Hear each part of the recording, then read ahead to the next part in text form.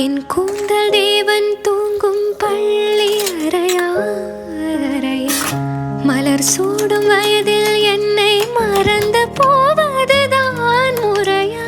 நினைக்காத நேரம் இல்லை காதல் ரதியே ரதியே, உன் பேரை சொன்னால் போதும் நின்று வழிவிடும் காதல் நதியே.